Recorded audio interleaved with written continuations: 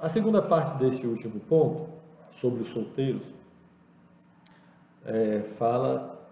é sobre o ensino para aqueles que estão pensando em se casar.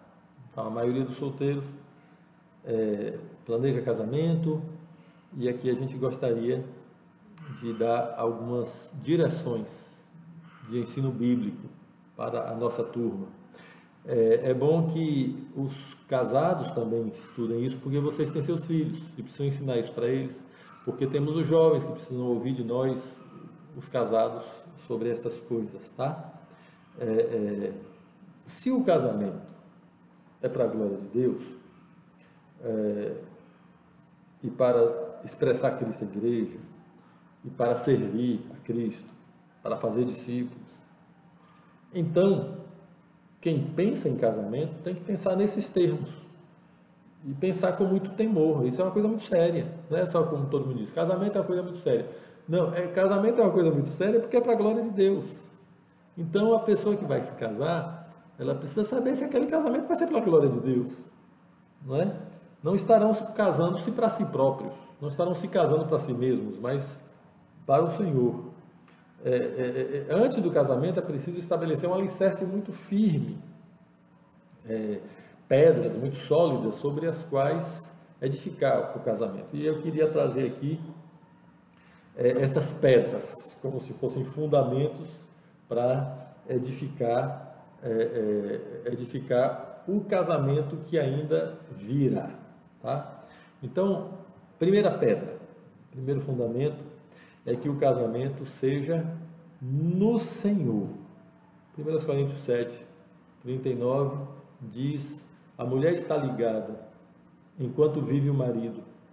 Contudo, se falecer o marido, fica livre para casar-se com quem quiser, mas somente no Senhor. Tá? Então, casamento somente no Senhor.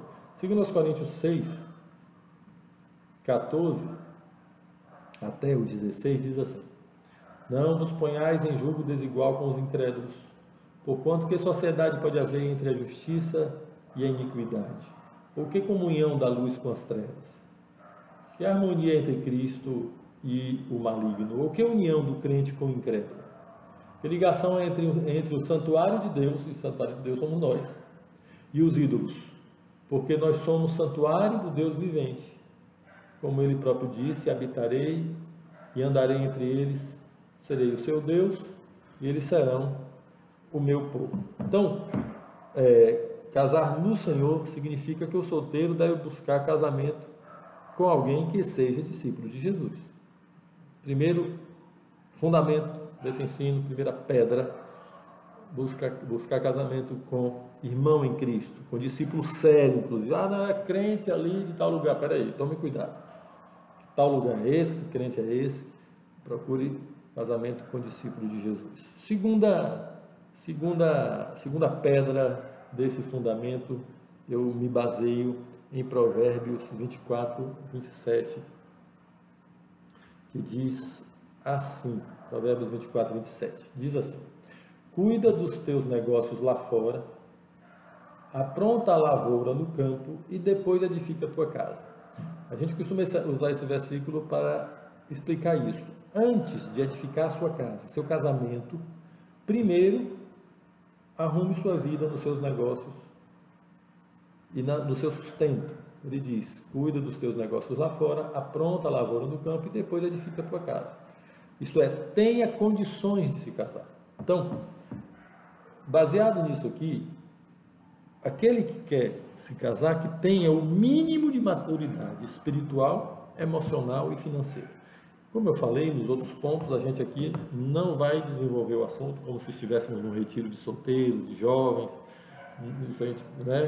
no trabalho com jovens, no discipulado, a gente desenvolve mais, mas aqui dá para saber o básico, tá? Ter um mínimo de maturidade espiritual, emocional e financeira significa que para se relacionar com alguém, para se casar, é preciso ter um mínimo de condições de planejar casamento com essa pessoa. Condições financeiras, o mínimo. A gente não está falando que a pessoa já tem que ter casa comprada, não. O mínimo é o quê? A pessoa já tem uma perspectiva de formação profissional, está na faculdade, está fazendo cursos técnicos, já tem, não é, previsão de trabalho, já tem trabalho, tá? Então é uma pessoa, e além disso, uma pessoa que não seja mais um crianção, que já tenha maturidade, né? A gente fala aqui maturidade emocional e também maturidade espiritual, que seja firme na fé, né?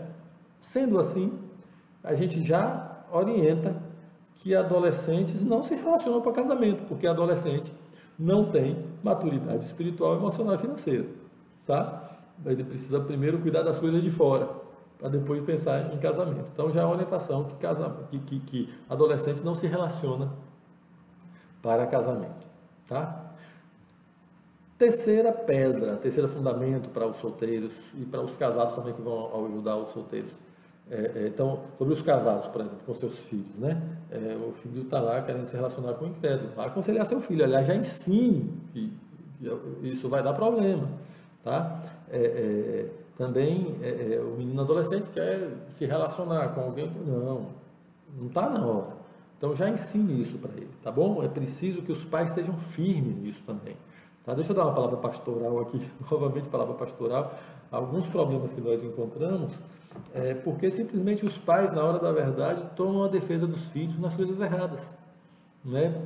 Amam mais os filhos do que a Cristo, aí fica complicado, tá? Então os pais devem ter convicção da vontade de Deus para os seus filhos, ensinar isso e ser firme na hora de precisar dar alguma direção para eles, tá bom? Na hora não, porque os pais precisam dar direção para os filhos.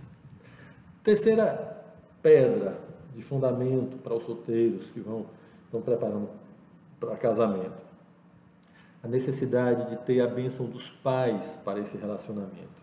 Não é? A gente costuma orientar que apesar dos sentimentos que surgem, né, entre os jovens, e que é coisa muito normal, é coisa bonita, mas que o jovem procure compartilhar esses sentimentos com seus pais, que eles sejam os primeiros a saber, antes que esse jovem assume qualquer compromisso com outra pessoa. Que os pais saibam, para os pais ajudarem, para os pais orarem juntos, para os pais aconselharem sobre isso, né? Outra coisa é que os discipuladores e os pastores também possam acompanhar esse processo, tá? A gente trabalha pastoralmente e os pastores, discipuladores não são dominadores da vida das ovelhas e dos discípulos, mas quando a gente vive num relacionamento saudável como igreja, a gente procura conselhos e os discipuladores, os pastores vão poder acompanhar esse processo de início de relacionamento entre um jovem, uma moça e um rapaz, não é? De aconselhar, de saber, de orar junto. Eu estou falando isso aqui assim, não é porque tem que conversar, não tem, na verdade a gente não é obrigado a nada, mas se a gente vive como igreja, como família, se a gente confia e a gente sabe que a gente precisa de aconselhamento pastoral e das pessoas mais maduras, então é normal que seja assim, que os pais façam parte desse processo, que os pastores também acompanhem esse processo, que aconselham. Será mais uma família formada para a glória de Deus, então vamos colaborar como igreja também nisso, né? E isso decisões para se relacionar para casamento, essa decisão é muito séria e essa decisão, esse jovem precisam da bênção dos seus pais, da bênção dos irmãos mais maduros, do aconselhamento. Estou falando agora para o solteiro, não entra nisso sozinho, se aconselhe, por favor. Outra coisa, o processo de relacionamento entre dois solteiros para casamento precisam ser acompanhados pelos pais e pelos pastores, porque depois vão se casar e querem a bênção dos pais, e dos pastores. A bênção dos pais e dos irmãos só é possível se houver acompanhamento do processo. Bênção não é coisa mágica, né? Tá abençoado, puf, vai embora. Não é. Bênção não é coisa mágica. Bênção é processo de obediência. Nesse processo de obediência, temos um relacionamento em que o aconselhamento vai entrar nesse processo. Portanto, jovens, solteiros, não tomem suas decisões de relacionamento sozinhos, por favor, mas compartilhem isso com seus pais e com os irmãos mais maduros. A última pedra nesse fundamento do solteiro para relacionamento é o seguinte: se alguém quer se relacionar para casamento, relacione-se para casamento e não namore. Que seja casamento, relacionamento para casamento, e que não seja namoro, tá? Deixa eu explicar isso aqui com mais cuidado, principalmente para os irmãos que nunca tiveram contato com esse ensino, não é? Dois jovens, não são mais adolescentes, já têm um mínimo de maturidade, não é? Emocional, espiritual, financeira, podem pensar em planejar se casar ali depois de 6 meses, 1 ano, 2 anos, 3 anos. Eles não se relacionam porque estão namorando, não, eles se relacionam porque planejam um casamento, que se não for possível em 6 meses, mas deve ter um plano de 1 ano, 2 anos, 3 anos. É diferente daqueles, eles namoram e vão namorando e vão casar quando? Ninguém sabe. Então,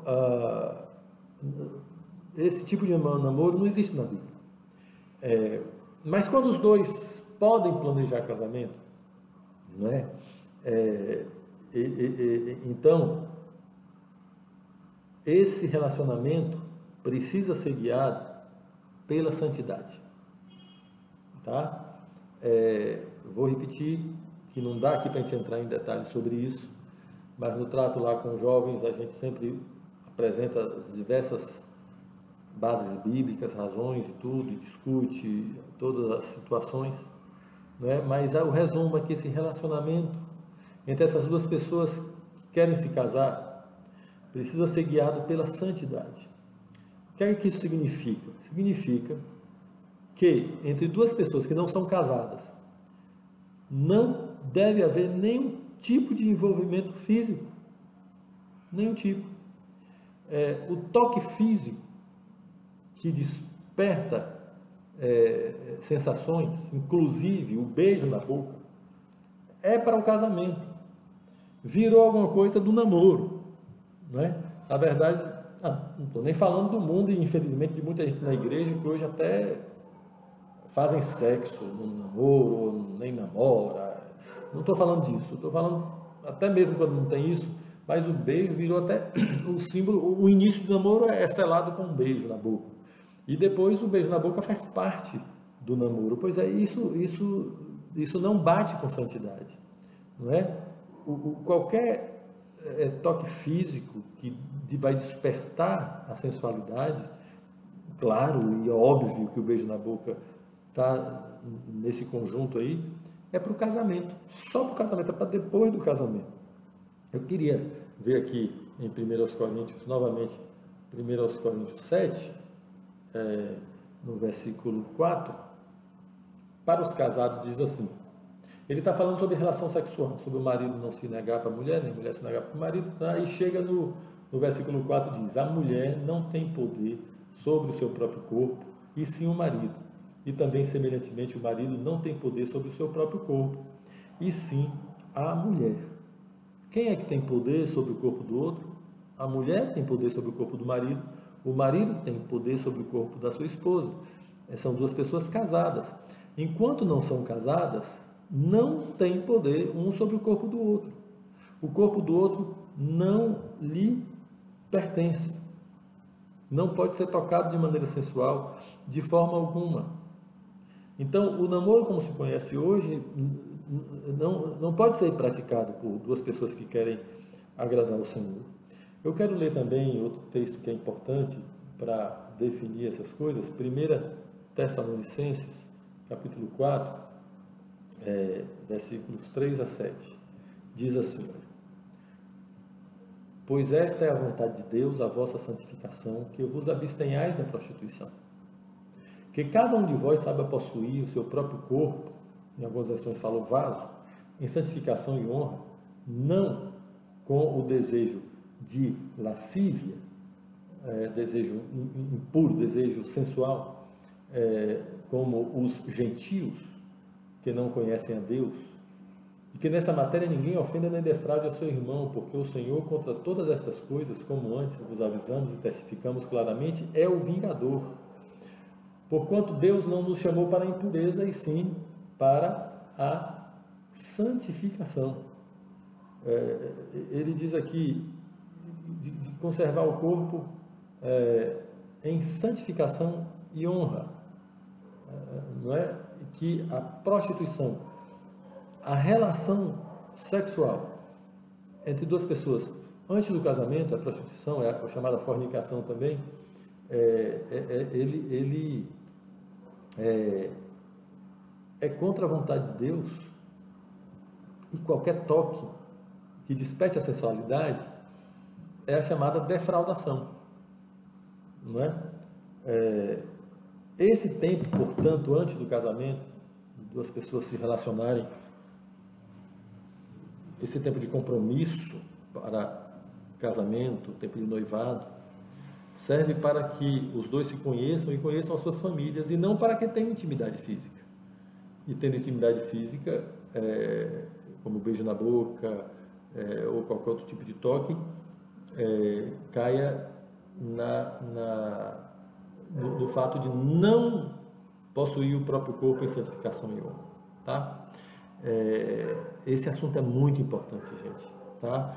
É de muita valia para aqueles que estão ouvindo isso pela primeira vez. Olha, nós temos vários casais na igreja que viveram isso, experimentaram isso e podem testemunhar e ajudar os jovens, tá?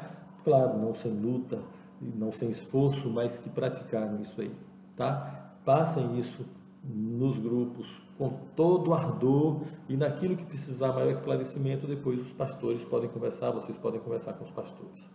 Quero concluir reafirmando que a igreja é formada por famílias que vivem como igreja a partir de suas casas. É essa a ideia que eu estou trazendo desde o início, tá? Vou repetir. A ideia não é ter famíliazinhas equilibradas, bonitinhas, para a gente ser perfeitinho. Não é isso. A ideia é a glória de Deus, viver como igreja a partir das nossas casas. Não tem sentido achar que podemos ser igreja vivendo em famílias desestruturadas, nas quais há todo tipo de conflitos, brigas, ciúmes, infidelidades, violência, todo tipo de coisa carnal. Não tem sentido. A igreja é formada por famílias que vivem de acordo com a vontade de Deus, para a glória de Deus, tá? O casamento, a família, a vida do solteiro que conhece a Cristo é uma vida em função de glorificar a Deus e fazer sua vontade, tá? Qual é a vontade de Deus? 2 textos eu trago aqui que resumem toda a vontade de Deus na Bíblia. Primeiro é esse de Tessalonicenses que a gente acabou de ler, 1 Tessalonicenses 4:3, porque esta é a vontade de Deus, a vossa santificação. Então a vontade de Deus é que sejam santos, vivamos como santos, é a santificação. E a outra vontade de Deus está em 1 Timóteo 2:4, também está aí no material, que diz que Deus quer que todos os homens se salvem e venham ao conhecimento da verdade. Então, a vontade de Deus é que todas as pessoas sejam salvas. Então, como é que eu vou viver para a vontade de Deus? Vivendo em santificação e fazendo discípulos. Isso é a vontade de Deus. Portanto, para a minha vida individual, para a vida do solteiro e para as nossas famílias, é para isso que a gente vive, é para isso que a gente foi criado. Primeiro, agradar a Deus, vivendo segundo a vontade de santificação e fazer discípulos, tá? Todo modelo de papel do pai, papel da mãe, papel da esposa, do esposo, dos filhos, etc., do solteiro, é em função da glória de Deus, para a glória de Deus. Para quê? Para que a gente seja santo e para que a gente faça discípulo. Então vamos ver para isso, tá? Eu queria pedir para você, líder que está ouvindo isso aqui, que insistisse nisso com os discípulos que você está cuidando, né? Vamos viver para isso. Não é arrumar a vida em família para ficar bonitinho, não. Vamos viver para isso. Para que é que eu vivo em família? Para agradar a Deus, para ser santo e para fazer discípulo. Então vamos fazer discípulo. Vamos junto com a esposa, com os filhos, vamos pregar o evangelho. E aí a gente prega o evangelho e as pessoas vão ver na gente uma vida diferente, não é? Então essa é a ideia.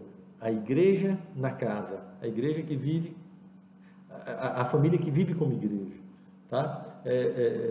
Passa esse espírito para os irmãos, por favor, ora sobre isso, que Deus te abençoe, no teu trato com os irmãos, no ensino, ouça eles, estude sem pressa, cada reunião uma parte, deixe os irmãos falarem, compartilharem, perguntarem, orem por isso, mas reforça os princípios da palavra, tá bom? Reforça. É isso aqui, por isso é isso que eu disse, que a gente aqui não é como retiro, para a gente detalhar cada coisa, não, nós estamos passando aqui princípios. Esses princípios são fundamentais para a gente viver como igreja, tá bom? Que Deus abençoe vocês, um abraço, até a próxima reunião para passar material de estudo para os líderes.